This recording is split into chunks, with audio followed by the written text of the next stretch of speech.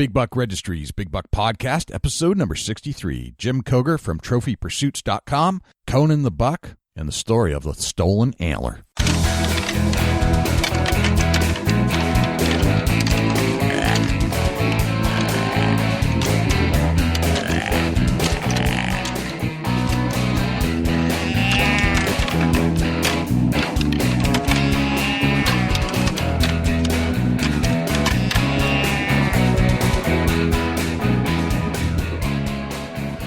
Big Buck Registry is a virtual museum of hunting stories. We preserve a piece of Americana by interviewing and recording hunters about their hunts and experiences from across the country.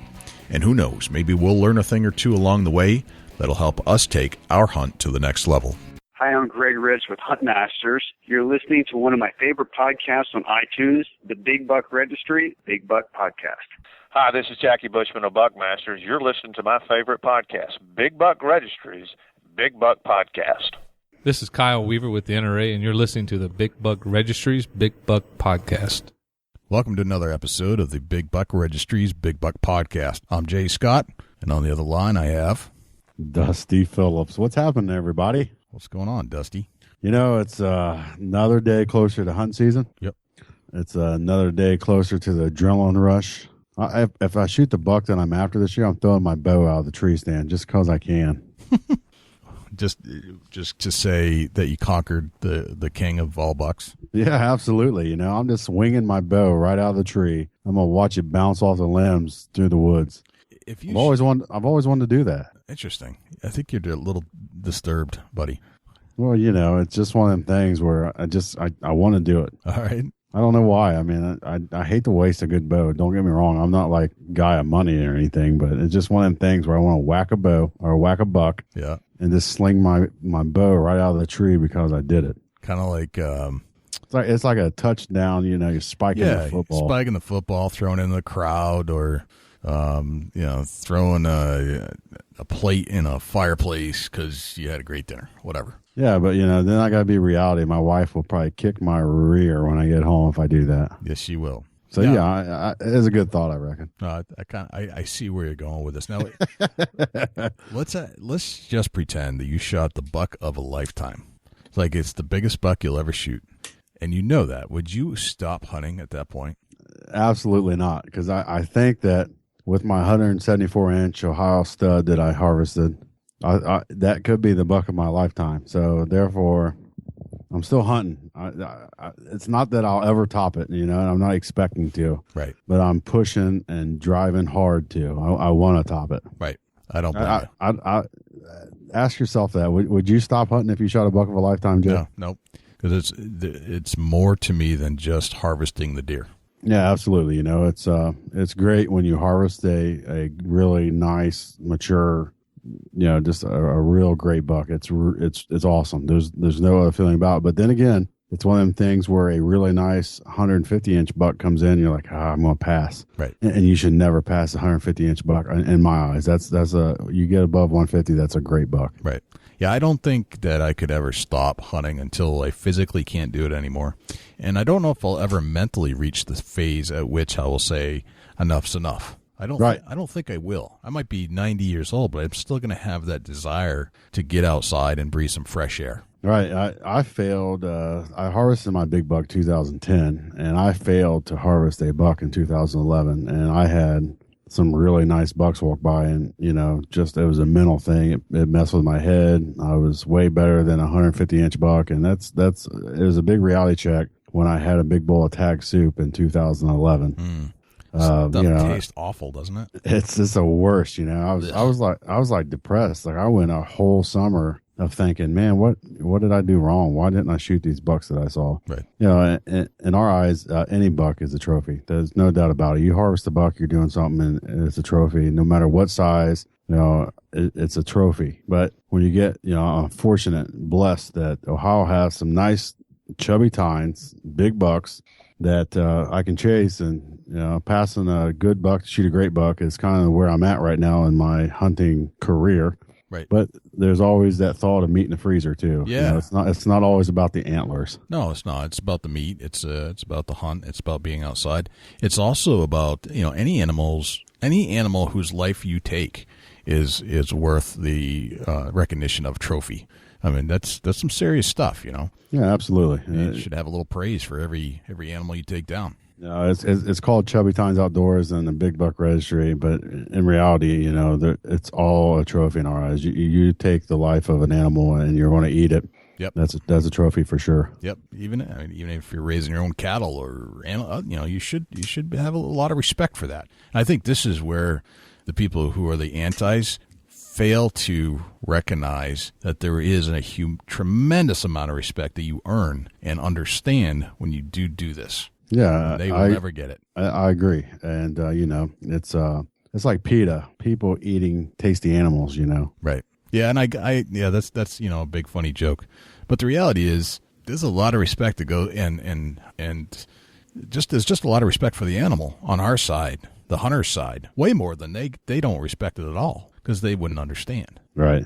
It's not about food on the table. No, it's not about a family event. It's not about the reward of bringing the groceries home with you. Right. So much to do with that stuff. All right, enough bashing PETA. Let's get off. That. I gotta tell you, I talked to Mark Clifford at Premier Outfitters. What's Mark doing? What's Mark up to? They're all jacked up, man. Kentucky season opens this Saturday here. Yeah, he's been doing the countdown every single day. It's like 3 days, 2 days, 1 day. He is jacked up. Somebody at Premier Outfitters is going to whack a monster velvet buck this weekend. I got a feeling. Yeah, you know, you've said this a few times now that you think the next world records come out of Kentucky, and from what I've seen, I got to agree with you, man. Yeah, it's going to happen. I think it's going to be a typical too. You know, nothing against Milo or the Johnny King buck, but man, Kentucky has got some stud typical bucks down there. Yes, they do, and every year they just seem to get a little bit bigger. Something's coming big out of there. I think this is going to be a big year. I'm hoping it's a big year for everybody. Yeah, I do too. I think the crops are here. You know, definitely in Ohio, the crops are here. The acorns are here. It's just the right conditions for some great antler growth. I agree. Absolutely. It's been a great year for crops and the deer. I've just been seeing a lot of big deer in New Hampshire and relatively speaking in other parts of the country. Those Maryland deer I showed you a picture of the other day, those are monsters. Yeah, they're nice. Yeah. Daylight pictures, you know, you got to figure a buck that's getting its picture taken in the daylight is a buck that is harvestable. Mm-hmm. Exactly. So sorry to my good friend Bob that I can't join you on that one, but we'll do it another time, hopefully. Bob, call me. I'm available that weekend. Right. Damn you. It's no fair, man. Sometimes I'm always available. Yeah, I'm always available for a good hunt, though. I hear you. We'll definitely have to get down and see my good friend Bob down in North Carolina and go hang out with him, shoot some hogs, and hunt some deer down there. He's a good dude. But speaking of hogs, who are you going to have a chance to run into today? The pig man. The pig man. The pig man cometh. I texted Sean Davies the other day from Wildcom, and I said, "Hey, is this true that the pig man cometh this Saturday?" This was earlier in the week, and he said, "Yes, in fact, he is." So I am gonna go see the pig man. His real name's Brian Quattro or something like that. Right on. So he's an interesting feller. He really is, yeah. I was watching some Apocalypse 2014 on YouTube. Apocalypse. Love that. That's great. Yeah, him and Nugent flying around in helicopters with automatic weapons taking out hogs. You might be a hunt neck there. Yeah. I mean, and let's face it, man, we're getting overrun with them in parts of the country. So oh yeah, you have to take some drastic measures to kind of keep that population under control. That looked like a pork factory that you posted from Texas the other day. I know. Did you see that? It just kept coming and coming and coming and coming. It was nuts. Yeah, I was like, wow, look at all this bacon. Man. My mouth started watering. I see so much bacon. I mean, the only good thing that I can see about having an overpopulation of wild hogs is that you get plenty of pork. Yeah, absolutely. And they'll till the ground for you. That's a fact. Yes, they will. Yes, they will. Speaking of great hunters and people who have harvested great big bucks, who do we have on the show today? Jim COGAR. Jim COGAR. Trophy Pursuit. That's his new venture. But the interesting thing about Jim is that he is not a celebrity. He's not on TV. He's just one really good hunter. Absolutely, and another example of Ohio monster buck. Yep. It was the winner of the Golden Laurel. Did I say that right, Jay? Golden Laurel, I think it is. Laurel, that's correct. Buckmaster's Golden Laurel Award, which yes. means that he took top dog for all bucks submitted to Buckmasters for the year of the season 2013-14. Yeah, that's speaking for itself. I mean, think of all the bucks you get submitted there. Wow. Yeah, absolutely. And congratulations, Jim. Yeah. So we get to learn from Jim every little detail about the hunt, and all the things he does to make himself successful in the field. And he's not trying to show off. I mean, he just likes to hunt, just like the rest of us. So I'd like to get him on the line right now, if that's cool with you, Dusty. Yeah. What are you waiting on? Let's do it. Well, let's roll. Jim COGAR, welcome to the Big Buck Registry's Big Buck Podcast. Thank you very much for having me. I appreciate it. Hey, we're psyched, man. We've, from a distance, we've become a big fan of yours through different stories and things you've sent in to us by Facebook messages or following you on Buckmasters, and you're always there. And we appreciate that. But you also have a special gift for deer hunting, we noticed. Well, I've certainly been fortunate over the past couple of years. I think luck has been on my side a little bit, but I've been pretty fortunate. I got to step in here. All right. Yeah, I'm fortunate enough to follow Jim on his Facebook page. Yeah, me too. These bucks are like coming up swimming in his pool in his backyard. They're like right out your County. They're right out the back door. Yeah, that's Delaware County at its finest. Delaware County in Ohio is the fastest growing county in Ohio and top 10 or 15 in the United States. And there's so much development around here that, urban hunting has become, critical. A lot of the bigger farms have been parceled off. There's subdivisions going in everywhere. And, these large farms that you see on TV aren't necessarily around every corner anymore. We're looking at, 5-acre woodlots and, if you're lucky to get something 100 acres, that's a pretty big farm around here. Absolutely. I had to throw it out there that the bucks are literally in your backyard. All right. So where are you, Jim, geographically speaking? I live in Powell, Ohio, just north of Dublin, Columbus area. Okay. And Dusty, how far is that from you? About like an hour at the most. Like I can be in Columbus, Ohio in 45. So I'm giving myself 15. How far past Columbus is it, Jim? Sure, on 270, you're probably about maybe 20 minutes outside 270. So it's about an hour and 5, hour and 10 minutes. Yeah, somewhere around there, yeah. Gotcha. So do you literally have deer swimming in your pond in your backyard? Well, I wish they were as punful as Dusty makes it sound, but a lot of times we get, you look at TV shows like Deer City, USA, and they do a lot of hunting around the Columbus area. A lot of times we get that reputation for just a high deer density in these small lots. But, they're around. They're not as plentiful as they are in more of the eastern counties, but, gotcha. We have our fair share. Well, that's cool. It's always good to have deer hanging around. There's nothing wrong with that at all. Monsters. Nothing at all. I'll take it. Yeah, monsters. All right, Jim, we got a lot to talk about. And in the pre-show chat, we covered a couple of things, but there's some stories that I want to hear from you, because I know you're involved in some of these things, but I've been curious just to hear the story behind a couple of the deer you shot. Sure. The stolen antler story, the whole thing about trophy pursuit and the Golden Laurel Award. Those are the four things I'd like to cover tonight, if we could. Yeah, sounds great. Let's talk about the stolen antler story first. Okay. You had sent me an email a while back to say, hey, can you post this out on Facebook, because we need to locate these antlers. Can you tell me where all that started?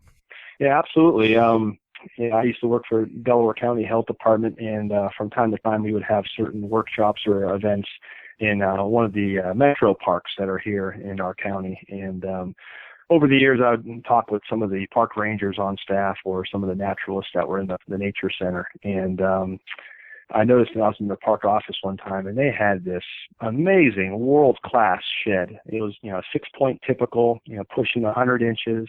And obviously I asked to hold it and asked about it. And they found it, underneath the bird feeder of all places, right outside their observation window. Oh, and wow. They never did find the other side.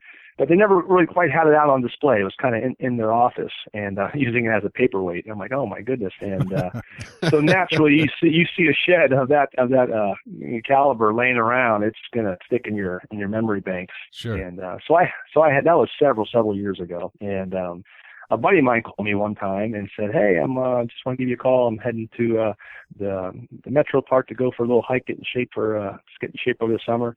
And he's a deer hunter, outdoor lover, and he was just, heading that direction. I said, "Hey, make sure you stop by the nature center when you're there.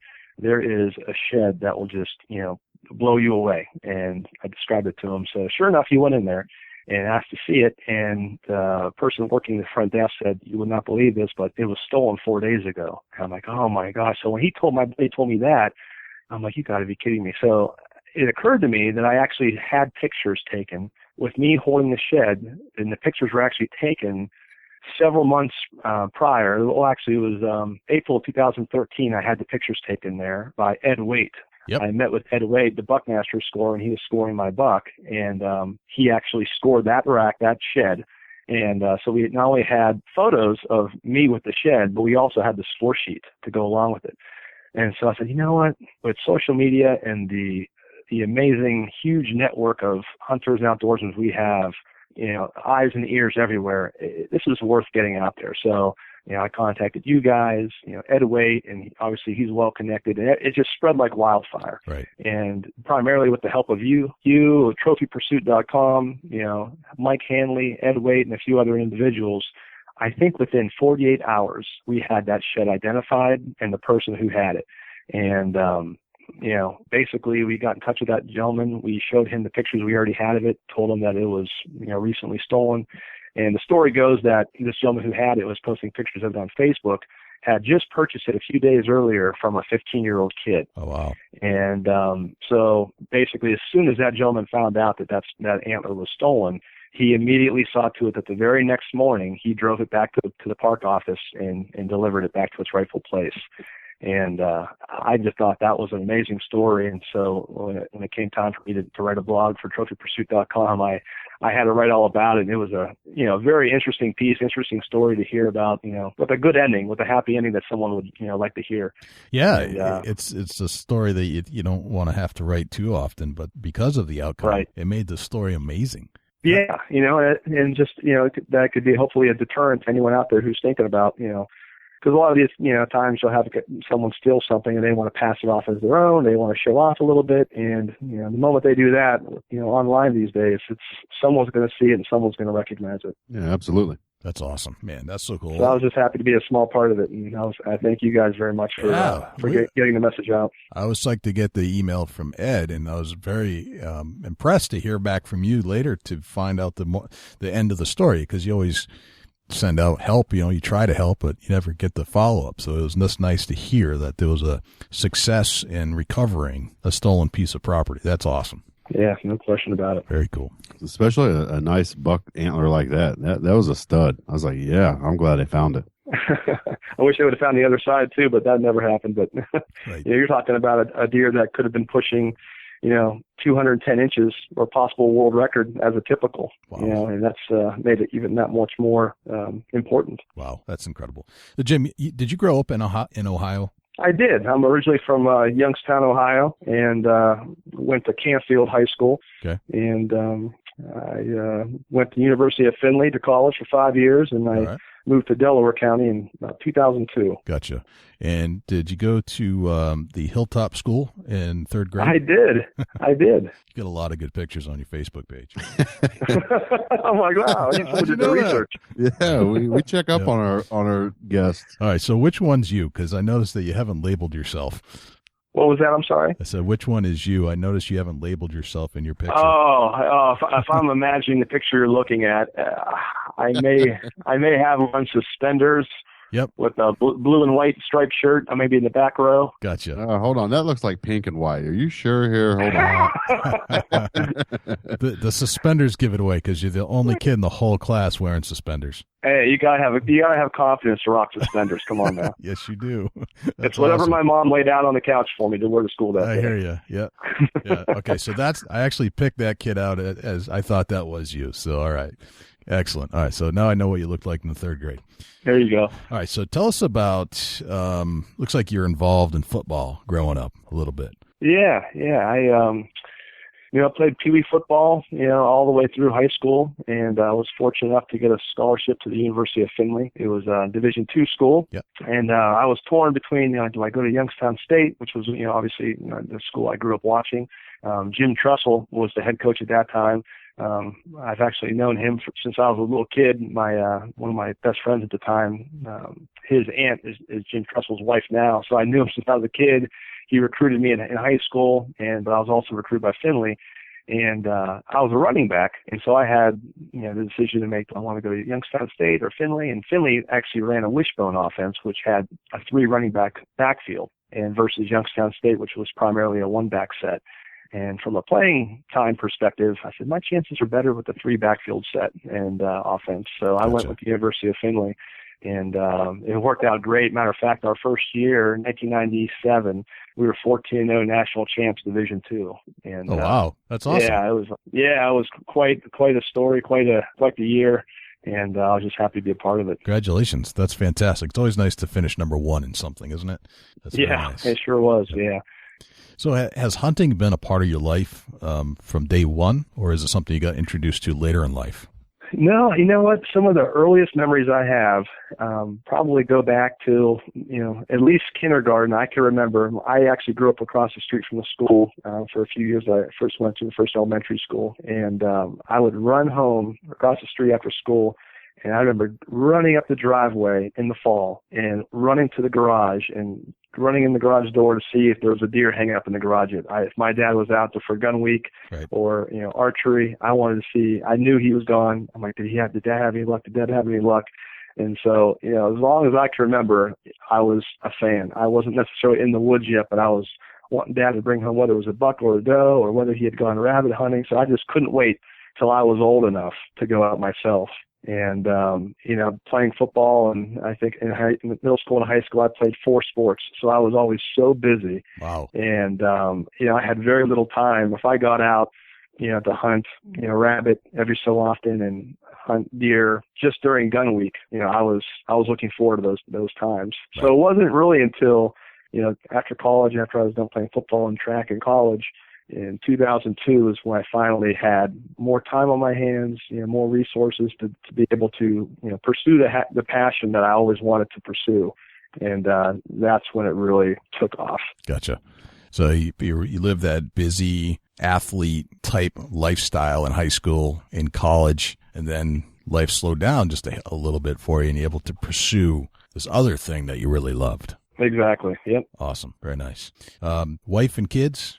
Yes, I have. I've been married for a little over 10 years now, and my wife Summer and I have a 5-year-old daughter, Kenzie, and a 2-year-old son, Crew. Beautiful, beautiful. Yeah. And when do you start taking your kids hunting from here on out?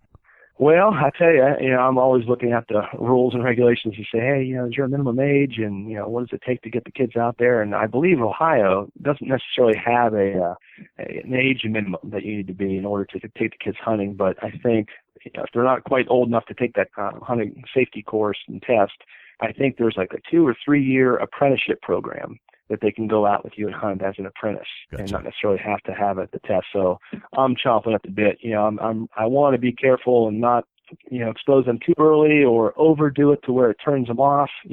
Right. I was fortunate to have and still have a great relationship with my dad to where we get out all the time and hunt. And I would love to have that with my children. So, whether it's just taking them for a walk, checking trail cameras now, going fishing, I'm always exposing them to new things. If I find earthworms in the yard or different insects, have them hold it in their hand, just small baby steps. So, when they get a little bit older, they're ready for maybe a squirrel hunt or a turkey hunt, something like that. Right. Very cool. Excellent. Well, it sounds like you've got a good foundation for hunting from your background. You've been pretty much doing your whole life in various amounts, but you've found a home in the outdoor world. Let's talk a little bit about this amazing deer that you harvested that's going to lead to the Laurel Award, which we're going to talk about in a little bit. But there's a deer that you have with you, a bow and arrow, on your Facebook page, and it's just a magnificent specimen. I would like to hear the whole story, and one of the things we like to do is to learn from other hunters telling those stories about those hunts and how you set up. And if you would you share that moment with us? I'm going to have Dusty kind of walk us through it. I'd be glad to. We're going to awesome. Just so you know, we need a GPS coordinates for your tree stand. That's a starter for us. Yeah, I'll be sure to get that right over to you. That'd be great. Jim, he tries this every single week. You know what? I've heard him say that before, watching other shows, listening to other shows. That doesn't surprise me. See, he needs a new angle because the old angle's not working. Jay, don't tell him all my secret. Maybe one time somebody's going to say, "Hey, yeah, right here it is." See, one of the problems. Someone will slip up sooner or later. Yeah, one of those problems, Dusty, with becoming a more popular podcast along the way is that your material is shared over and over. So I know I got to change. I got to change your up tactics. a little bit. Change your tactics. You're right. I'm just saying. Hey, Jim, maybe we can do lunch one day and go check out your tree stand setup. Sure. I've seen the bucks on Dusty's wall on his Facebook page. He doesn't need any help from me. He's doing just fine over there. Yeah, he's doing just fine. A whole lot of luck. A whole lot of luck in the right place, the right time. That's the best advice I can give anybody. Spend time out there in the seat. Seat time means a whole lot to me, and I try to go as much as I can. I know it does to you too, Jim. Let's get into question. Did you have this buck named? You know what? We actually had him named probably within 1 minute after we saw him for the first time on camera. Give me a name, and we're going to work off of that name. What did you call this particular buck?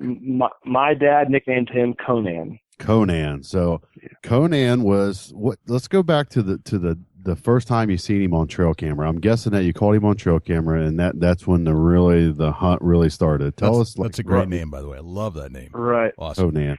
Let's think about. I think it was maybe it was mid to late October. I think I want to say October 22nd, something like that. And my dad and I just got done with a Saturday hunt, and we try to be, as efficient with our movement in the woods as possible, trying to make any unnecessary trips. So during the season, the only time we check our cameras is when we're hunting. So we finished up with our morning hunt, checked a couple cameras on our way out, and went home for the break. And, after I popped it in my camera, flipping through, and I said to myself, "Oh my goodness, look at this deer." My dad's like, "What?" And so I, got it all centered and framed up for him. I showed him on the camera, and he's like, "Would you look at that?" And then he handed the camera back to me. Within a few seconds, he goes, "You know what? You and Robbie's my brother-in-law. He goes, you and Robbie are always nicknaming these deer. This one's mine. I'm going to nickname him Conan." I said, "Conan it is." So this was October 20. This is October 26th. What is this? The year that you harvested the buck? Is that the first year you seen him? This was October 20 something of 2012. So it was a 2012-2013 season. Okay, gotcha. I'm just trying to get back and replay how this buck came about, how Conan came about. So that So on October 20 something, you realized that you had a quite significant caliber buck in your area. Where do you go from there? Do you what kind of tree stands are you set up in?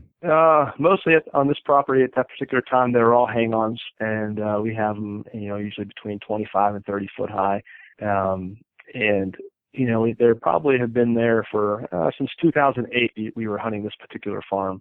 So, over time, as you learn more and more every season in terms of, where are the historical trails, where do they move during the rut, where do they move during the preseason. Absolutely. And, so they were tried and true stand locations. So we didn't really make a whole lot of adjustments at that time. Matter of fact, we kind of kept everything, exactly the same. Didn't want to do anything that was an alarm the deer. Didn't want to get excited and, change anything up. So from that evening on, we were coin tossing every single time when it was time for all of us to pick our stands, and everyone wanted to be nearest that particular trail camera.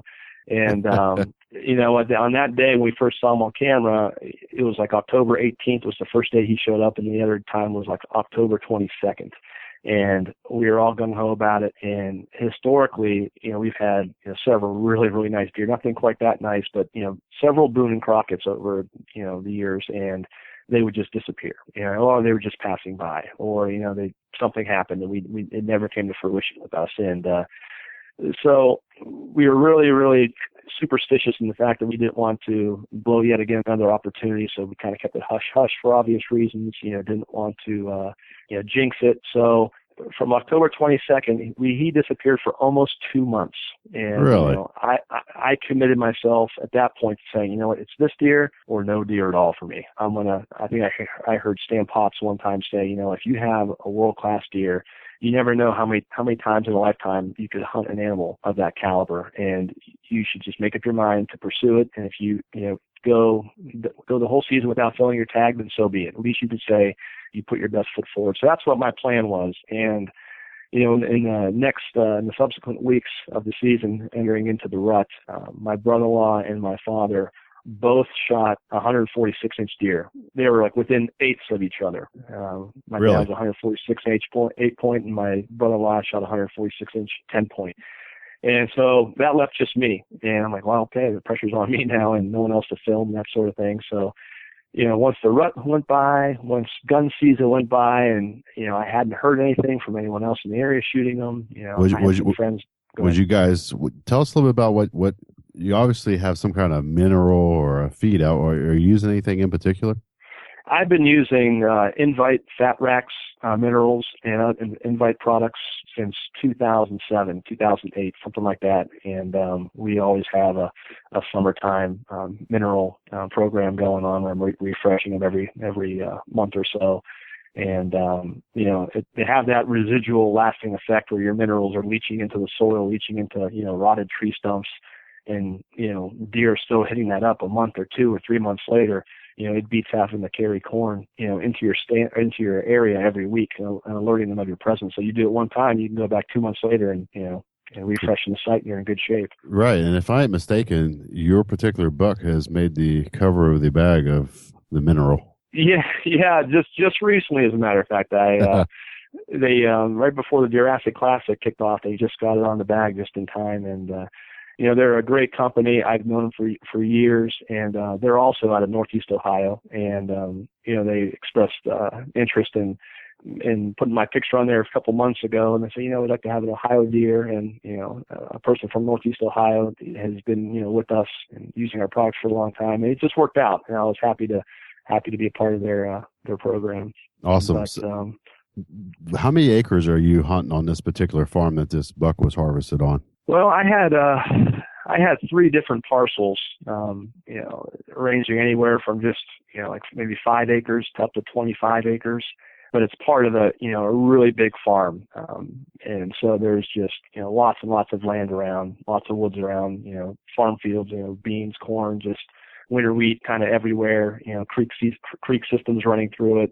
So it just kind of has everything you need, to hold big deer on your property and to sustain them there for a long time. It sounds like a deer mecca. Yeah, some years more so than others, but it's been pretty good to us. Right on. So let's get back into where we was at. So you go through the rut, and this buck has abandoned the farm for a couple months. When do you pick back up? You've seen him again. Well, I just, after 2 months of doing the same old thing, hitting the same old stands and not getting any different results, I said, I haven't heard anything about this deer being hit by a car. I haven't heard anything from another hunter getting it. And a deer that caliber, surely, word would get out if someone had gotten it one way or another. And I said, I gotta, and time was really, really tough for me at that time. I just got done with my week off from work where I take off during the rut and didn't really have a whole lot of time left other than the weekends. I was just being a weekend warrior at that point and had a lot of out-of-town obligations I had to take care of. And, so one day in particular, on a weekend, I had one day to hunt. And I said, rather than hunting the same stands, I'm just going to take this whole day and not even hunt at all. I'm just going to scout. I'm going to take all my trail cameras and put them in all new locations. And I'm just going to look for all new late season deer sign. It was middle December by this point. And so I looked around fortunately we had some snow on the ground, so I looked for all the major traffic travel corridors and think of myself where the food sources would be, the bedding areas, all the stuff we always hear about and read about. And just put them into play. And a week later, I checked my cameras, and sure enough, he showed up on the third camera 1.5 miles from where I had originally seen him. Wow. And so it was game on at that point. I had to kind of put a new game plan together. There wasn't really a whole lot of trees to choose from that would be conducive for a hang-on. So I actually took down one of my old 15-foot ladder stands and put it down in the creek bottom up against a big oak tree, and where I thought I would have the best chance just from the perspective of having the lowest impact exit and entry in and out of this spot without, alerting him of my presence. Right. So we're in the late December at this point. Late December, I think December 18th was my daughter's birthday, and that's the first time he ever showed up. And what a birthday present that was! Not really for my daughter, but for me. But nevertheless, it's easy for me to remember the date that he showed back up, December 18th. And from that point on, I said, you know what? I try to go the whole season as much as I can without baiting, and in Ohio baiting is legal. But if I want to, put myself in the best position to try to keep this deer here and keep them happy, it was like, as much corn as I could possibly get my hands on. I was refreshing the corn pile nonstop for the next 2 months, it seemed like. And I think February 3rd is the last day of the season. But yeah, as much corn as I was dumping, as much as I was monitoring him, I was getting pictures, maybe once or twice a week. Then he'd disappear and he'd come back, and I was like, where is this deer going? And finally we were into mid-January, and very sporadic occasions where he would show up on my camera. I was wondering where he was going, and I got a call from my buddy who farms across the road from me, and he farms about 1,000 acres, and he goes, Jim, you're not going to believe the deer that showed up on my trail camera. I'm like, oh, no kidding. So I stopped by one day, and sure enough, it was Conan. And I'm thinking to myself, what in the world is a deer, especially a deer like this, doing moving around this much in late season? It defies everything that, we've ever heard or read about, in deer magazines or hunting magazines about how, deer are masters of energy conservation. They'll lay in their bed all day long, just get up once or twice to chew their cud or, stretch their legs. Right. And here this deer is moving 1.5 miles every other day. And I'm like, what in the world's going on? It's late January. You don't think there's any rut activity going on. So, I was hoping that it wasn't me bumping him out of there. But on my buddy's farm, there were two of my other friends that still had, tags unfilled. And they're pretty much kind of done with the hunting season. But when this guy showed up, it kind of fired him up a little bit again to get back out there and try to get after him. And sure enough, I think it was January 18th or 19th, my one buddy had him come in. Conan came in to 20 yards of him in his stand, and he shot him just high on the back. Actually went through the hide. There was some blood on the arrow, some hair, and they tracked him all night long and never found him. It was just, it wasn't quite no man's land like people talk about below the spine. It was actually, it just wrapped around the hide above the spine. And so it was just a really artificial wound. And I didn't know exactly where he had shot him until 5 days later. He shows back up on my camera, and you can clearly see both the entry and the exit wound. And it was just, it was unbelievable. Really? And so basically that was, took the winds out of my sails when I had heard he was shot. Cause I was like, wow, I'm never going to see this deer again. Now he's educated, he's spooked, and before I knew where he had been shot, I thought, maybe he can go somewhere and die in a thick brush thicket somewhere. I'll never find him again. And like I said, fortunately he showed back up, and from that moment on, he was pretty much on my farm the entire time. I don't think he ever went back over there and posed for another picture of my buddy's farm. He stayed put, and then it just became a cat and mouse game for the next 2-3 weeks. Right. What kind of camouflage? What kind of camouflage you wearing there in northern Ohio? Well, I got a whole hodgepodge full of stuff, but mostly Realtree. Realtree jacket and pants, and Under Armour hat with Realtree camo, and I had just on so much stuff. By the time it was late January and going into February, it's not uncommon to be in 6 different layers, of clothing. So yeah, just about my whole bag, my whole arsenal of clothing was being utilized at that point, plus hand warmers and toe warmers. But right, yeah, I could keep warm and stay out there for sure. What kind of bow are you shooting? I was shooting a PSC Venom, I believe is what it was. And I had been shooting that since 2005, I want to say, 2007, something like that.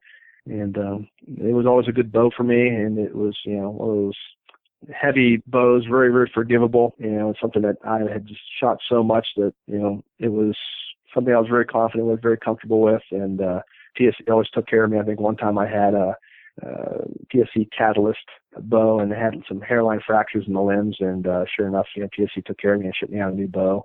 And so I've been shooting with their bow for years and years, and it's a whole different caliber of bow than what's available out there now. I can't wait to get my hands on a new one, but yeah, at that time it was a PSC catalyst and gold tip arrows. And I was even using a Rain broadhead, which is, I don't think they're in business anymore, but I had pretty good success with those.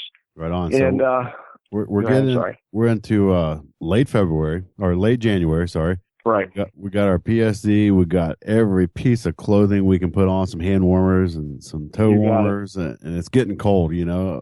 Late January in Ohio is getting down below 30 Fahrenheit. Sure. It's starting to get nasty. So you got this buck and you're after him. What do you do to get after a big buck like that in late January? Well, for me, I know, obviously it's getting down to crunch time, and if there was ever a time to take off the last few hours of work to get an evening hunt in, begging my wife, hey, can you please go pick up the kids so I can get one more hunt in, things like that. I'm trying to work out left and right. And, doing extra dishes around the house, any extra bonus points I can get to justify an additional hunt, I was trying to pull off. It's amazing what a fellow would do for a big buck, right? Oh, man, I was cleaning cars. I was running the vacuum. I was doing all kinds of things, folding laundry. But fortunately, my wife really realized, the opportunity that was available and in my terms, realized the gravity of the situation, so to speak, and really was on board and was a big support system for me and say, hey, do what you got to do, get your butt out there and, let's do it. And so, it came down to the last weekend of the season, and I was supposed to go out on Friday leading into last weekend. And so I went to go to the property, and the property is not too far from where I have to go pick up my kids at school. And I got a call from the daycare saying that my son had a fever. And immediately, with my wife already being at work, I actually had to not hunt. I had to stop where I was going and then go pick up my son and daughter at school and bring them home, and just spoiled my whole Friday's plans. And so last Saturday of the season, I go to check the camera, and who's in front of my camera for an hour and a half eating corn, while I was supposed to be there? Conan was there. I'm like, oh my gosh. I was like sick to my stomach. Did I blow my only chance? And mind you, this was the only daytime pictures I ever had of him since October. Right. Everything else was, way past sunset, way past legal shooting hours. And, so Saturday I was, pretty optimistic. And I think I saw literally every deer in the woods except for, Conan. And, I figured, well, maybe he ate so much on Friday that he got his fill, and maybe he'll be back on Sunday. So that brings us to February 3rd, Sunday, Superbowl Sunday. Last day of the season. Wow. Yeah, last day of the season. I had all my friends and family. They're calling me, hey, come over for the Super Bowl party. We have a big old spread coming on. It's be a good time. I'm like, me playing football for 15 years of my life, being a big fan, I'm like, I've never missed a Super Bowl party, but I got to miss this one. I'm sorry. So I backed out of all my engagements, and I got dressed up and hit the woods one last time. And I swear it was everything about that day told me that it was going to happen. I even got a call from my mother-in-law wishing me good luck. I'm like, who is this and what have you done with my mother-in-law? I'm like, of the 14 years I've known you, you've never called me to wish me good luck. Wow. And I said, that has to be a sign. That has to be a sign. So, I went on in there and got settled, and probably within a half hour, 45 minutes, he shows up, and I actually got to see him for the first time with my own eyes rather than, a trail camera photo. And I remember thinking to myself, oh my gosh, would you look at that? He actually looks like a different species. Obviously he was so much bigger than anything I'd ever seen before. I'm like, he looked like a pen-raised deer, and the only thing I've ever seen to compare it to. And, he came in and ended up getting spooked off by another deer. He was coming in on a string, and then out of nowhere, this little 1.5-year-old buck emerges and comes into the basically where I had corn spread out everywhere. And, he didn't like something about my setup, and he ran off, and Conan ran off with him. And basically I thought to myself, you know what? He was coming in to eat. He didn't get a chance to eat. He'll be back. Let's just sit tight, stay positive. He'll be back. And from there, he came in, or attempted to come in 2 or 3 additional times within the next hour and a half or so. And now we're getting, and he would just run off. And it was real windy down there. All the deer were real just on edge. And, what would normally take a deer to come out where I can see them and work their way towards me would take them, maybe 15 seconds. It was taking them minutes. That's how painstakingly slow they were walking, how on edge they were. And I had just fresh earth scent wafers all over me. I sprayed down. I took my scent-free shower. I did every single thing. I think I was even like running low on my gas tank. And I thought to myself, I am not getting gas before I'm going hunting. I'm going to if I run out of gas, I have to walk there, so be it. But I'm not getting gas on my clothes.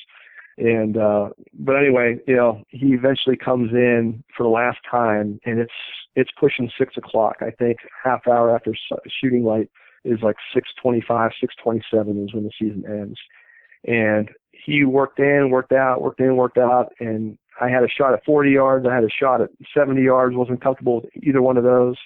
And finally, that same deer, that year and a half old that came in initially and spooked him off, he actually came down, started eating corn. Conan was 80 yards away up a hill, and he looked down and said, and he honest to God gave the appearance of, that's my corn. If I can't eat it, no one will. And his whole demeanor, his whole disposition changed. He became like agitated, and his ears were pinned back. He made an about face, came back down the hill, and in an effort to push that younger, subordinate deer off the corn. And when he came in, he was at 25 yards. He was standing right next to a tree that I had ranged 100 times before. Right. And he was 25 yards in the dot. And he was facing me, so I didn't really have a shot. And something to the east made a noise. I still don't know today what it was, but it caught his attention. And just long enough for me to come to full draw. And then he proceeded to take 2 more steps, giving me a broadside shot. And, that was all she wrote. I let the arrow fly, and don't remember seeing the arrow hit him, but the sound of the impact alone was enough for me to know that, hey, it's where it needs to be. It's in the vitals. And he ran, 60, 70 yards up to the top of the hill where he had first emerged, and he fell down within sight. Oh, and that's awesome. Wow. I just collapsed, leaned back against a tree, and I probably cried for a good solid minute or so. Such an emotional roller coaster. So you got to see this whole thing unfold that day. You saw so much of them, and still didn't have a shot. It wasn't until the very last moment that you actually were able to do what you set out to do. Right. Wow. And what? Surprisingly, I wasn't too. I was just so happy and so grateful just for the opportunity just to see him. Right. So when he actually ran off the first time, I wasn't even that discouraged or distraught. I was actually like, wow, that was cool. What a great encounter. I'm just happy for the opportunity just to have seen a deer like that. Wow. And yeah, it was pretty. That's amazing. And you heard cool. you heard that infamous sound of the arrow hitting the body cavity. Right. There's nothing like it. It's a sound like no other. Yeah, I agree. Yeah, that's intense. It's Jim, awesome. That's fantastic. You're a great storyteller. Very nice. Well, I appreciate that. All right, so this buck has a huge rack, and where is it sitting right now as far as scoring with like Buckmasters and Pope and Young if it's eligible, right, or Boone and Crockett? Right. The scoring was also very interesting. It was a learning experience for me. I was, always familiar with the Pope and Young, Boone and Crockett scoring system. Ohio Big Buck, they all use Boone and Crockett scoring system. And, basically it kind of confirmed what I already knew. What I suspected was it was a non-typical. It's a mainframe, what I guess, depending on what scoring system you want to look at it, 5x5 or 7x6. Buckmasters looked at it, but after a 60-day drying period, it had a net score of 213 and 4/8, Pope and Young, Boone and Crockett, and as a 16-pointer, had 3 small abnormal points on it, and some other ones that were, as you guys have heard before, talking about the Johnny King buck, having Jay Fish on and Johnny King on, talking about the common base points. Right. And my rack was very similar to that. And so Boone and Crockett, Pope and Young, and Ohio Big Buck kind of did a panel score of it all together. They said, 213 4/8, non-typical. And I think at that time it was number 9 or number 10 all-time Ohio Pope and Young, and number 1 in the county. So number 9 for Ohio Pope and Young, and number 1 for the county. Wow. And about a week later, Ed Waite contacted me, and we finally met up, and he took one look at it, and he goes, "You realize what you have here, don't you?" I said, "Well, no, sir." He goes, "This is a typical deer." I said, "It is?" He's like, "This is typical all day long in our record books, the way our rules read." I said, "No kidding." And so I'm like, "Oh, that's interesting." And I had another buddy with me. We were just talking while he was scoring it, and he came up with the score. It was a gross score of 226 and 7/8. And they don't do any deductions. They have an unofficial composite score, then they have the official score without any inside spread.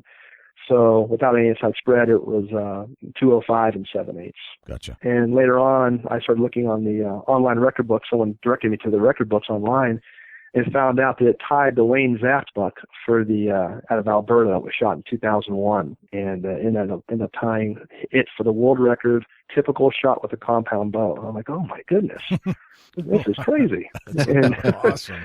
And so, Ed Waite contacted me. You know what just happened? I said, no. I mean, I just found out. He goes, this is crazy. And we were just laughing about it. And it actually tied to the exact eighth, both in composite gross score as well as the official score without the inside spread, since we both had, the Wayne Zaft buck and I both had exactly 21 inches inside spread. Wow. So it was very interesting to see how that whole thing played out. And just another buck that was, talked about in terms of having a common base points. Right. Wow. It doesn't get any better. So that's one of the best bucks in the whole world right there.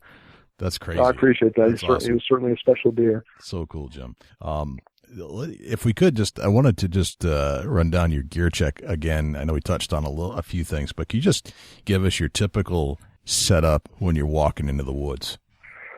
Well, I've always been a Drury outdoors disciple, so to speak. And one thing I've always took away from them is, easy in, easy out. So, my setup, equipment and clothing aside, would be to, not go too deep in the woods, not invade their bedding area too quickly, and always make sure you have a easy in, easy out point where you're just, not alerting them of your presence. So, especially for Conan, I was able to drop off a hillside, literally like slide down an embankment right into a creek, walk through the, ankle high water all the way to the base of the, cottonwood that was at the base of the creek. So that was literally, undetectable, or as much as I could be anyway, going in there. But, having, 1,000 gram insulated 18-inch high rubber boots, is typical for me. Real tree mid-season jackets and pants, type of insulation in terms of jackets and pants, with just as much base layers. I wear like 1 or 2 pair of base layers. 3 or 4 pair of wool socks is typical for me. And I have this one polyester sweatshirt that is probably my little superstitious about, in me. I guess I've worn, and I didn't realize I was doing it until I started looking back to my scrapbooks. And I looked back and I noticed that, 4 years in a row when I harvested my buck, I was wearing this particular, and it doesn't say hunting at all. I think it's like a navy blue polyester sweatshirt with like a fleece material with the orange stripe across it. And I had no clue why I started wearing that, but all of a sudden it became good luck. And I think as soon as it turns, 40 degrees or below, I started wearing that thing. Gotcha. Yeah. Cool. That's awesome. It's nice to, there are those garments that you just have to put on. Like there's some that you'll never throw away. Like these are staying in my hunting riggings for life. Oh yeah. I have my lucky socks that have holes in them that are just exactly, at least a half dollar size, and I won't throw them away. I will not throw them away. I don't care. Are those like hunting socks, Jay? Yeah, hunting socks. I think you ought to get rid of them. Nope. No way. I have an Elmer Fudd orange rabbit hunting hat that I refuse to get rid of. Everyone makes fun of me for it. But I've had it since I was like 12, 13 years old. That's awesome. I love that kind of stuff. Yeah. So the buck is a monster. It's ranking up there amongst all the greats of the greats. And this is going to lead to the Golden Laurel Award through Buckmasters, correct? Right. Yeah. It's something I've heard about over the years, and I've checked out on their website, and never you see some of the names on that award, and the Beatty buck, the Bryant buck, just the Brad Germain buck of Ohio. There's just countless others. The Bob Decker buck, Kyle Simmons buck of Iowa. There's just so many just legendary whitetails on there. You see, it's like, oh wow, what an amazing list of specimens they put together here. And I got a call from Mike Hanley, the executive director of Buckmasters, and he told me I was in the running. I'm like, oh my gosh, you got to be kidding me. And just beyond my wildest dreams, just so honored and grateful and so humbled just to be, in the running, just amazing. And, I was told, I think maybe it was a couple months ago that, they had made their decision, and that I would be the 2014 recipient. And I was just blown away, just blown away. Couldn't believe it. And, they told me that, we would come down to the Buckmasters Expo, and they would, present me with the award there. And, one thing I will say about that award, I really like the write-up that they have on their website, and it goes on to just reiterate, what all hunters, need to keep in mind, and I've always felt this way. It's about, although the hunter is receiving the award, it pays homage to the deer itself. Right. You're just a person that happened to be on the property that held such a deer. This award is for the deer, and it's presented to the hunter, but it's to honor the deer and what he was able to grow, and for the amazing specimen that he is. And I've always just, said that to people, and it's a good thing to bring up that they have their that philosophy in mind when they're presenting those awards to people. Right. Very well said. That's exactly true. And so, is it one buck per year that gets the award? Yes, it's there was a couple of years, I believe, if you look back at their at the previous winners, where they had some co-winners. Okay. But they give it to the most significant buck that's entered into their scoring system per calendar year, is how they do it. Gotcha. So this is a pretty exclusive award. I mean, there are a lot of nice bucks shot every single year out there, and you topped them all. Yeah, it's just amazing. It really is. Wow. I'm going down there, I think, next week. I'll be leaving Thursday. We'll be there for a few days. Right. And so it really hasn't hit me yet. But once I get down there, I'll be like pinching myself. That's awesome. So cool. Yeah, that's very cool. So tell us what you got going on with trophypursuit.com. I'm of all the things that have happened, that's got to be one of the things I'm most excited about. Trophy Pursuit, they started, I think, in June of 2012. And we were talking before the show and about how many just outdoor groups are out there, how many pro staff people there are out there. You go to an expo, and there's just rows and rows and rows of them, and you see that. And I started reading Trophy Pursuit a couple of years ago, shortly after they started, and just became a huge fan. I just thought, they're doing something just a little bit different. They almost daily, they either have blogs, webisodes, photos. Whether they're Facebook or a website is being updated, they constantly had something for, an outdoorsman and hunter is, as passionate about the outdoors as I am. They were constantly feeding that desire, with new information, with new pictures, with new videos. Guys like Chris Duncan, our president, Blake Leffler, Josh Martin, Corey Snoke, Mark Luster's on our staff. He was formerly of Drury Outdoors. Yeah, there are just a bunch of men and women on our team that are just so talented that I was just a huge, huge fan. And I was just always just reading their articles and watching their webisodes. And about, after a year of just following them almost daily, earlier in 2014, they sent out applications for staff members. And I said, you know what, I've always wanted to do this. I've been approached by teams before. For whatever reason, it didn't work out or I didn't pursue it. And I said, if there's ever a time to do it, this is a team I would love to be a part of. And luckily enough, I was chosen to be one of their staff members and also asked to be a publications editor. And it's just been fantastic ever since. I mean, between working on the website and, the Facebook page and getting a chance to edit and review some of these articles that these men and women are submitting, I'm like, oh my gosh, I'm a part of the team, but I'm a fan first and foremost. Get to look at these trophies they're submitting and watch their videos firsthand and read their stories. I'm like, my goodness, and it's just a very, very impressive group of people, and I'm just very honored to be a part of them. Every day, I find myself just reading stuff that we're posting and still a fan like I was 2 years ago. Right, and that's you can check out trophypursuit.com, and you can check them out on Facebook and log into the .com and check them out, and anybody can reach out to them there that way. Right, we have we're on Twitter, we're on Instagram. Willie Parman, he's been doing a fantastic job of getting us social media outlets that we've never pursued before. Just everyone has such a, like we've talked about before, I was an athlete my entire life, and a part of me over the years, I've always missed that team-oriented approach and belonging to something bigger than yourself. And, Trophy Pursuit is definitely that. It's such a fantastic, group of first-class individuals that just, know how to get it done, on and off the field, so to speak, in the woods. And, but yeah, it's been a wild ride, and we're putting together one heck of a hit list for this fall. So I bet definitely check them out. Yeah, we have guys from Ohio to Iowa to Missouri, Kansas, North Dakota. So the whole Midwest is just about covered. That's awesome. There's going to be some huge bucks coming out of those areas this year. That's fantastic. I can't wait to see some of those photos coming in later on. Hey, if I got a question, Jim. It looks like you made quite a few magazine articles. What all magazines did your Conan make it into?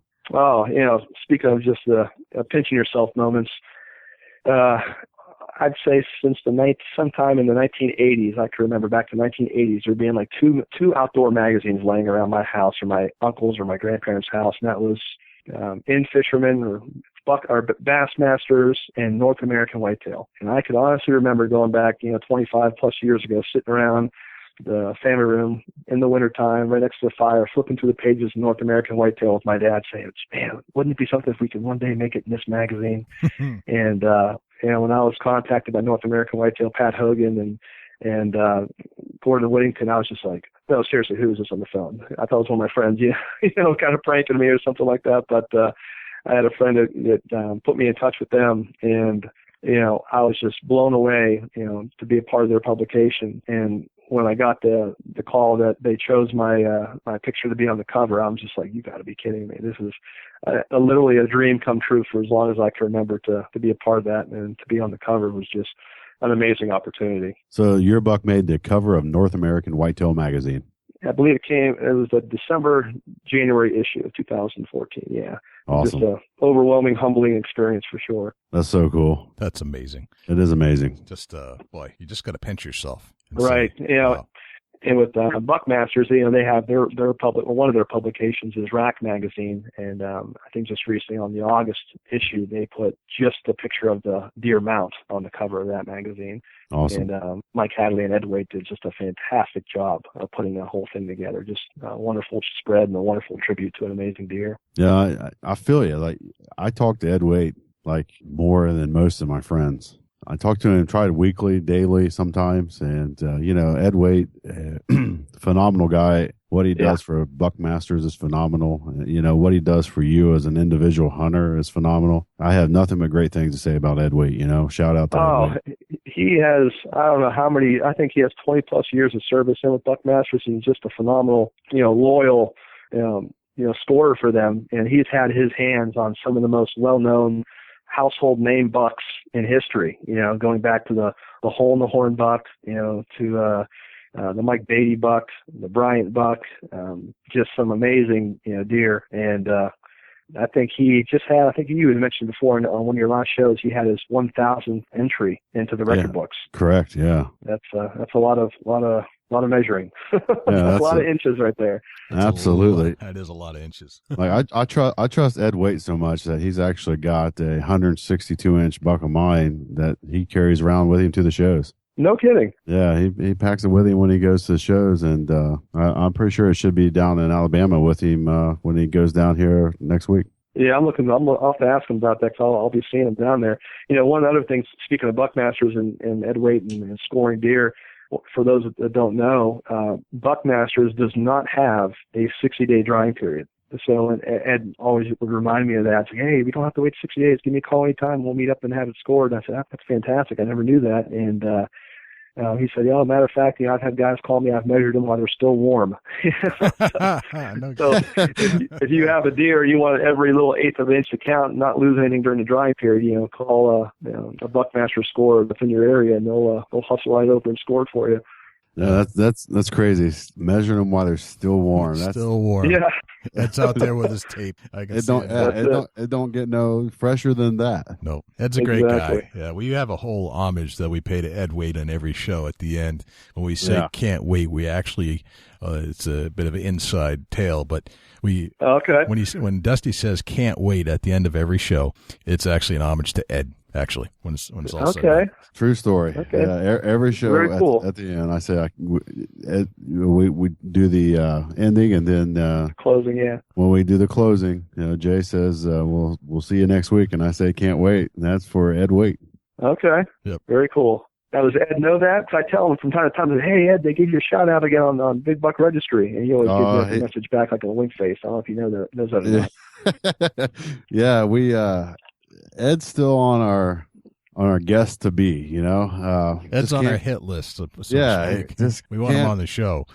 I pry barred on him for our ride up to the Deer and Turkey Expo. He rode up with us, not this past year, but the year before. I pry barred on him. Come on, Ed. Got to join us on the Big Buck Racer, Big Buck podcast. No, I don't think so. He's elusive, isn't he? He's always on the move.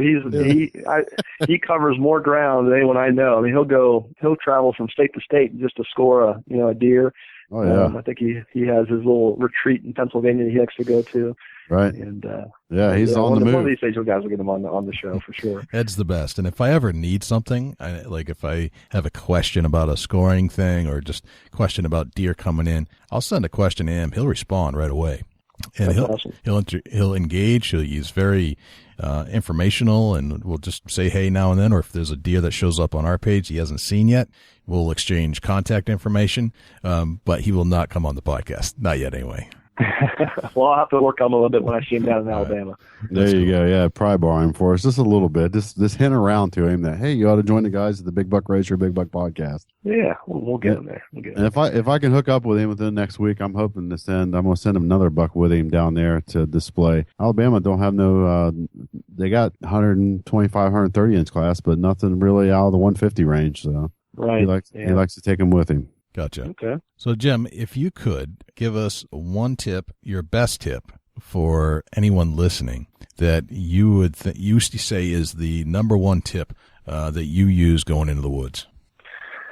Well, I think as you've probably heard on your show many times, I think even most recently with Jackie Bushman last week, he mentioned wind is king. Yes. Wind. Between wind and scent control, that's what you can do to put yourself in the best position to be successful. Between playing the wind and, the motto, the creed I live by is, never give up. The story with Conan proves, it's never too late. Anything can happen, even at the last minute. I started becoming known within my circles of friends as, the late season hunter. For me, I think all my harvests in the past 10 years have been between December 15th and February 3rd. So December, January, and February is when I was getting it done. So that would be my takeaway, is to never get discouraged, never give up, always keep being versatile in where you hunt, run trail cameras. And if it gets too cold, then, hey, you can always put clothes on. If it gets too hot, not a whole lot you could do about that. But if it gets too cold, you can always bundle up the clothing and the hot hands. Take it down to the wire. You can't get them staying at home and sit on the couch like you've heard before. So, play the wind. Don't give up. If your state tells you to hunt till whatever day, use every single day, to try to make it count. Gotcha. Awesome tips. Yes, 100% agree with all of that. That's fantastic. Well, Jim, this has been a pleasure, and thank you for sharing your story about this amazing animal. No, thank you. Pleasure's all mine. That's fantastic. Dusty, any last questions for Jim before we let him go? Yeah, no, I don't think so, but definitely take care of Ed for us and see what you can do about getting him on the show with us. I'll definitely try to do that. Awesome. Thank you. Thanks again. Okay, no problem. Thank you very much. Well, thanks to Jim for joining us on the Big Buck Registry's Big Buck podcast and sharing some tips and tricks and insights and the story behind Conan, the Big Buck. Conan, what an honor to receive that award from Buckmasters. That's some big stuff there. Big stuff. There's always luck involved, of course, but I think Jim is a skilled hunter as well, hunting in a state that can produce big bucks, and he's taken advantage of a very good situation. Yeah, absolutely. And I kid around with him about having the bucks penned up in his backyard, but if you follow Jim on Facebook, you can kind of understand that these monsters are literally in his backfield behind his house. Right. It's pretty phenomenal area, and he's got good genetics, and there's more to come from Jim. I think we're going to see a lot more from Jim. And I know we said he wasn't a celebrity, he wasn't on TV, but making a call right now, I bet somewhere down the road he ends up being just that. Oh yeah, for sure. He's headed in the right direction. Yep. That's a fact. He's a great storyteller. He's connected with the right people. Trophy Pursuit. He's doing editing for stories that are being submitted. And he's charismatic, He's got a good way about him with people, and I think people would connect with him if he actually got in front of a TV set. Oh, absolutely. That's doing great things, Jim, and we appreciate you being on the show with us. Yes, thank you very much, Jim. We appreciate it, and hopefully we'll see you again soon. Jay, how can the people get with you at the Big Buck Registry? Let's see. We've got numerous ways to do it. Let's go to the Facebook page first, facebook.com/Big Buck Registry. If you'd like to submit a deer photo from last year or this year on the Big Buck Registry, go to bigbuckregistry.com/mybuck. We're also starting a photo contest, and we're just going to try it out, see how it goes, see if we get any activity. Basically, what we're going to do is take all the bucks from Monday through Sunday and put them in a little collage, and you can go and vote on your favorite for that week, and that's bigbuckregistry.com/buck vote. So you can go there. 724-613-2825 is our phone number if you'd like to give us some feedback about this show. You can always email me, jay@bigbuckregistry.com. And if you'd like to listen to this show and any other show, you can go to iTunes, which is bigbuckregistry.com/iTunes, or on this other component or place where you can listen to podcasts. It's called Stitcher, and that's bigbuckregistry.com/Stitcher. And then you can always get the direct links right off of our website at bigbuckregistry.com. Wow, that's a mouthful. Dusty. That's a lot of big buck. It's a lot of big buck going on, man. You are big buck, that's for sure. I love it. All right, so how can we reach you over at Chubby Tines Outdoors? I'm kind of disappointed that I can just say this twice. Check us out, facebook.com/Chubby Tines Outdoors. Shoot us a message. Let us know what's going on in the woods. We're looking at hit list bucks right now and checking them out, seeing how your food plots look, and just kind of doing your own little blog on Chubby Tines Outdoors. That's for the hunters, and that's what it's there for. Right. Then you can find me at Dusty Huntneck on Facebook. Man, you got it easy. All right, so before we leave, we got to do the Chubby Tines tip of the week. What do you got for us this week, Dusty? Oh boy, I'm getting into a little bit of food plots. Definitely if you're just getting ready to plant a food plot, I know it's almost a little bit late in the year, but I'm going to recommend that the first thing that you do is pull a soil sample. And if you don't know how to read it, have somebody that's at your local ag store, or get in contact with a seed company and check out your pH levels and see where you need to be with your soil. Gotcha. That's good to know. I'm actually starting a food plot in my old garden, courtesy of the Honey Buck Seed Company, Doug Kostrava. He sent me some seed, and I'm going to plant it in my old garden. And the first thing I'm going to do is rototill. Well, actually, what I'm going to do is weed whack. And then I went and got my old rototiller back from my good friend Dennis, who's had it for about 4 years. And basically nothing worked on it. The blades were all seized and rusted. The carburetor was all gummed up. So I literally, it took me an entire afternoon. I got to laugh. This is great because that's always what happens. So, when you let something go out to your buddy and it comes back 4 years later. It's a rust bucket. It doesn't work. Yeah, you think that, man, they'll for sure take care of this. Oh yeah, no, they'll take care of it. They respect my stuff. Yeah, right. So I basically broke down the entire carburetor, rebuilt the whole stupid thing, got it all cleaned up, got the blades off, greased them up a little bit, and now it runs better than it did the day I bought it. Yeah, that's it seems to be the routine. If you almost know nowadays if it's going out, it's coming back messed up. Absolutely, it just drives me crazy. But it is always fun to tear down carburetors. So just the way it is. I do have to do a soil sample, though, so I'm glad you mentioned that in the Chubby Tines tip of the week, because I need to do that, and Doug gave me this box and mail it away and all that kind of stuff. Is there any way I can do it at home? Yes and no. A lot of times, like if I do something at home, it's kind of more or less a trial and error because there's no way to really test your soil. I mean, you can get they make like tabs that you can poke into like a liquefied dirt. Yep. That'll pull the minerals and then it kind of give you the research of your dirt. Okay. Don't recommend it. It's not very effective and efficient. Okay. But most time you figure out your lime per acre. Obviously you're not doing quite an acre. No, not even close. Just a little garden. Right. There's recommendations online that you can look up about soils, and a lot of it's based on acreage. Gotcha. But it's really tough to pull a soil sample on your own and actually be able to break it down and figure out exactly what's going to give you the tonnage of your food plot. Okay. Gotcha. I'm hoping to make it basically have food around for these deer in my area late season. So I'm going to start the growing season now, so that when that's all done growing, it's the only thing left around, really. Yeah, and it just it'll draw them to it when cold weather hits and a little bit of snow starts to fly. That late season harvest is a lot of times related to a food plot. Yep. So that's kind of my goal. So if by chance I strike out at all my other spots, and the deer have been basically pushed out of their other areas, and this becomes their sanctuary in this areas near my home, then I'm going to use that as a late season tactic. We'll see what happens. Absolutely. So, well, man, I think we've touched on lots of stuff. Thanks again to Jim COGAR for joining us on the Big Buck Podcast, and wish him well this year. Yeah, absolutely. Good luck, Jim, and we really appreciate you coming on the Big Buck Registry Big Buck Podcast. Absolutely.